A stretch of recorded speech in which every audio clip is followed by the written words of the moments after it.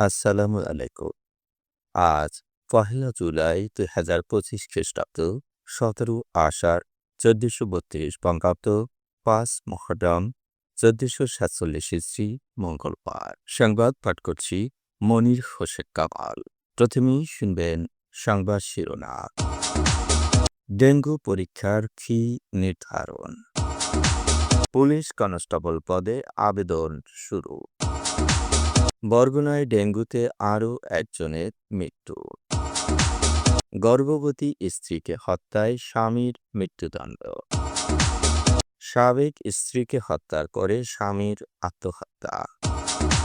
বরগুনায় পানিতে ডুবে ২ শিশুর মৃত্যু। মাইকিংয়ে রেকর্ড করা হয় লোকবেতারে। শুনলেন সংবাদ শিরোনাম, এবার বিস্তারিত।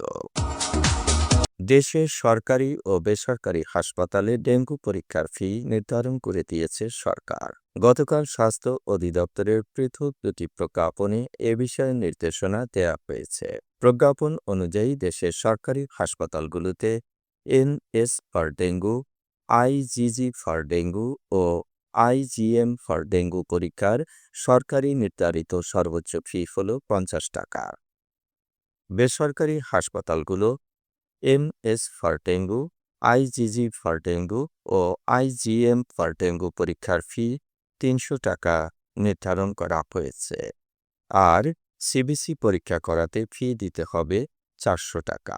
প্রজ্ঞাপনে আরও বলা হয়েছে, কোনো অবস্থাতেই নির্ধারিত ফির অতিরিক্ত টাকা আদায় করা যাবে না। অতিরিক্ত ফি নিলে হবে জেল জরিমানা। বাংলাদেশ পুলিশ বাহিনীর ট্রেইনি রিক্রুট কনস্টেবল পদে নিয়োগের লক্ষ্যে আজ থেকে অনলাইনে আবেদন প্রক্রিয়া শুরু হয়েছে। প্রার্থীদের অবশ্যই এসএসসি বা সমমানের পরীক্ষায় ন্যূনতম জিপিএ ২.৫০ পেয়ে উত্তীর্ণ হতে হবে। আগ্রহীরা আগামী ২৪ জুলাই রাত ১১টা ৫৯ পর্যন্ত অনলাইনে আবেদন করতে পারবেন। আবেদনের ক্ষেত্রে শিক্ষাগত যোগ্যতা এসএসসি বা সমমানের পরীক্ষায় উত্তীর্ণ হতে হবে, অবিবাহিত হতে হবে এবং প্রার্থীর বয়স হতে হবে ১৮ থেকে ২০ বছরের মধ্যে। মেধা কোটার ক্ষেত্রে পুরুষ প্রার্থীর উচ্চতা ৫ ফুট ৬ ইঞ্চি হতে হবে। বীর মুক্তিযোদ্ধা, শহীদ বীর মুক্তিযোদ্ধা ও বীরাঙ্গনার সন্তান এবং ক্ষুদ্র জাতিগোষ্ঠী কোটার ক্ষেত্রে ৫ ফুট ৪ ইঞ্চি। শারীরিক প্রতিবন্ধী ও তৃতীয় লিঙ্গের কোটার ক্ষেত্রে বিধি অনুসৃত হবে। নারী প্রার্থীর উচ্চতা মেধা কোটার ক্ষেত্রে ৫ ফুট ৪ ইঞ্চি হতে হবে। বীর মুক্তিযোদ্ধা, শহীদ বীর মুক্তিযোদ্ধা ও বীরাঙ্গনার সন্তান এবং ক্ষুদ্র জাতিগোষ্ঠীর প্রার্থীদের ক্ষেত্রে ৫ ফুট ২ ইঞ্চি। মেধা ও ক্ষুদ্র জাতিগোষ্ঠী কোটার ক্ষেত্রে বুকের মাপ স্বাভাবিক অবস্থায় ৩১ ইঞ্চি ও সম্প্রসারিত অবস্থায় ৩৩ ইঞ্চি।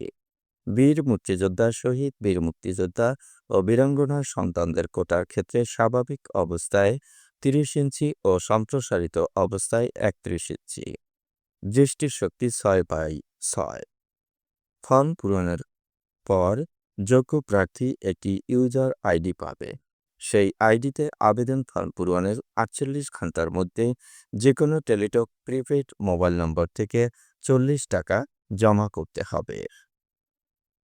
বরগুনায় ডেঙ্গুতে আরও একজনের মৃত্যু হয়েছে। বদুয়া সাজঘরের মালিক বিপ্লব সোমবার রাতে বরগুনা হাসপাতালে মারা গিয়েছে। এর আগে বাইজিৎ নামে আরও এক শিশু মারা যায়।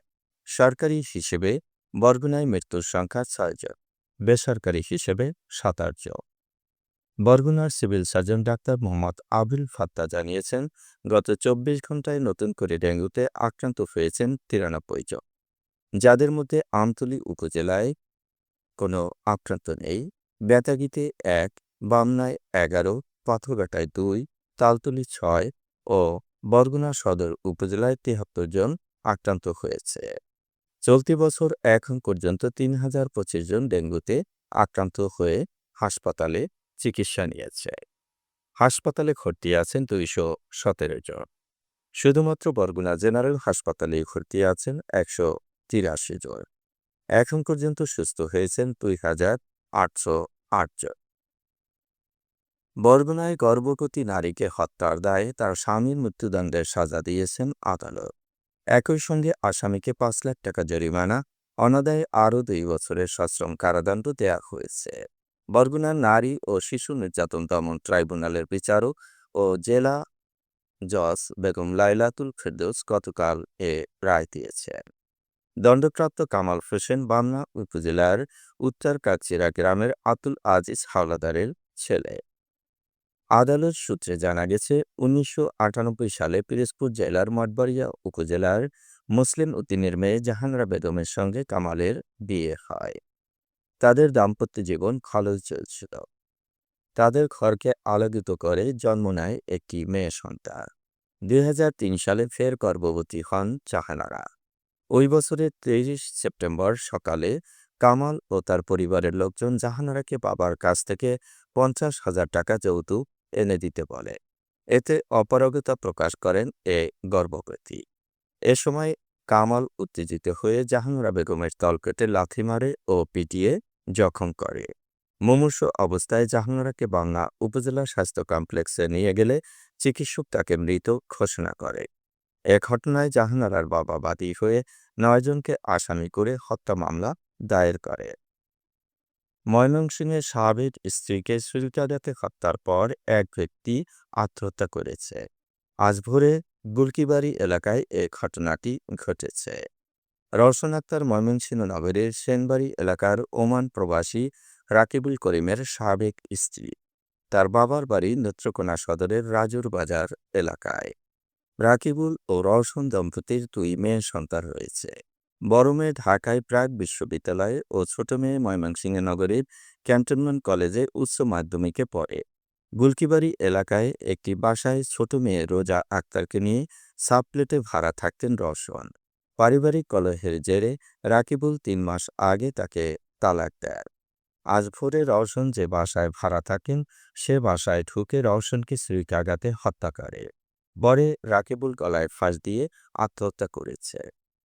বরগুনায় পানিতে ডুবে ২ শিশু মৃত্যু হয়েছে। মঙ্গলবার দুপুরে সদর উপজেলার নলটোনা ইউনিয়নের পাতাকাটা গ্রামে এ ঘটনাটি ঘটেছে। মারা যাওয়া ২ শিশু হল পাতাকাটা গ্রামের সিদ্দিকুর রহমানের ছেলে জুনায়েদ ও রাসেল হোসেনের ছেলে ইয়াসিন। তারা একে অপরের প্রতিবেশী। দুপুরে বাড়ির পাশের পুকুরের পাড়ে খেলতেছিল জুনায়েদ ও ইয়াসিন। এ সময় জুনায়েদ পানিতে পড়ে গেলে ইয়াসিন তাকে উদ্ধার করতে গিয়ে সেও পানিতে পড়ে তলিয়ে যায়। পরে দীর্ঘ সময় পর বিষয়টি স্বজনদের নজরে আসলে তারা জুনায়েদ এবং ইয়াসিনকে উদ্ধার করে বরগুনা জেনারেল হাসপাতালে নিয়ে আসলে কর্তব্যরত চিকিৎসক তাদের মৃত ঘোষণা করেন। এ বিষয়ে বরগুনা জেনারেল হাসপাতালের আবাসিক মেডিকেল অফিসার ডাক্তার তাজকিয়া সিদ্দিকা বলেন, হাসপাতালে নিয়ে আসার অনেক আগেই শিশু দুটি মৃত্যু হয়েছে।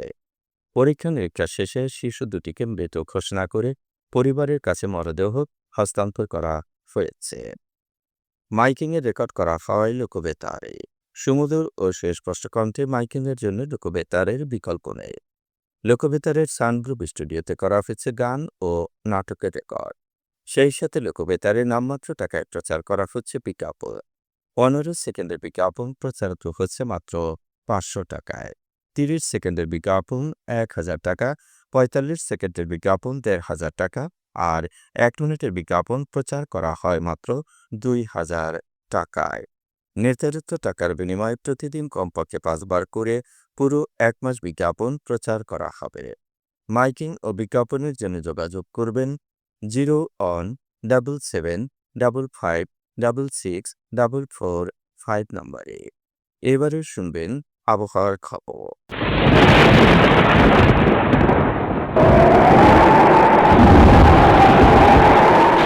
উত্তর পশ্চিম বঙ্গোপসাগর এবং পাশের বাংলাদেশ ও পশ্চিমবঙ্গ উপকূলে একটি লঘুচাপ তৈরি হয়েছে। এ কারণে ৪ সমুদ্র বন্দরে ৩ নম্বর সতর্কতা সংকেত দেখাতে বলা হয়েছে। লঘুচাপের প্রভাবে গভীর সঞ্চারণশীল মেঘমালা তৈরি হচ্ছে এবং উত্তর বঙ্গোপসাগর, বাংলাদেশের উপকূলীয় এলাকা ও সমুদ্র বন্দরগুলোর উপর দিয়ে দমকা বা ঝোড়ো হাওয়া বয়ে যেতে পারে। চট্টগ্রাম, কক্সবাজার, মোংলা ও পায়রা সমুদ্র বন্দরকে ৩ নম্বর স্থানীয় সতর্কতা সংকেত দেখাতে বলা হয়েছে।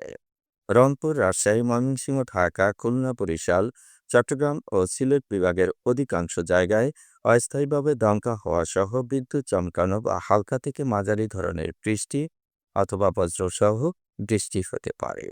আজ দেশের সর্বোচ্চ তাপমাত্রা ছিল শ্রীমঙ্গলে ৩৫.৫ ডিগ্রি সেলসিয়াস এবং সর্বনিম্ন তাপমাত্রা ছিল বান্দরবানে ২৪.২ ডিগ্রি সেলসিয়াস। বরগুনার সর্বোচ্চ তাপমাত্রা ৩২.৬ ডিগ্রি সেলসিয়াস, সর্বনিম্ন ২৬.১ ডিগ্রি সেলসিয়াস। আগামীকাল সূর্যোদয় হবে ভোর ৫টা ১৬ মিনিটে। সংবাদ শেষ করার আগে শিরোনামগুলো আবার পড়ছি। ডেঙ্গু পরীক্ষার ফি নির্ধারণ, পুলিশ কনস্টেবল পদে আবেদন শুরু, বরগুনায় ডেঙ্গুতে আরও একজনের মৃত্যু, গর্ভবতী স্ত্রীকে হত্যায় স্বামীর মৃত্যুদণ্ড, সাবেক স্ত্রীকে হত্যা করে স্বামীর আত্মহত্যা, বরগুনায় পানিতে ডুবে ২ শিশুর মৃত্যু। মাইকিং রেকর্ড করা হয় লোকবেতারে। সংবাদ শেষ করার আগে জানিয়ে দিচ্ছি লোকবেতারের সংবাদ জানানোর মোবাইল নম্বর। আপনার এলাকার গুরুত্বপূর্ণ সংবাদ জানাতে ফোন করুন 0177556644 নম্বরে। আর লোকবেতারের সাথে যুক্ত হয়ে গান শুনতে চাইলে SMS করুন 01782973478 নম্বরে। মোবাইল করবেন 01959438545 নম্বরে। বিশ্বের সব জায়গা থেকেই শুনতে পারবেন লোকবেতার। লোকবেতার FM.org ওয়েবসাইটের মাধ্যমে শুনুন সরাসরি অনুষ্ঠান। সংবাদ পাঠ এখানেই শেষ করছি।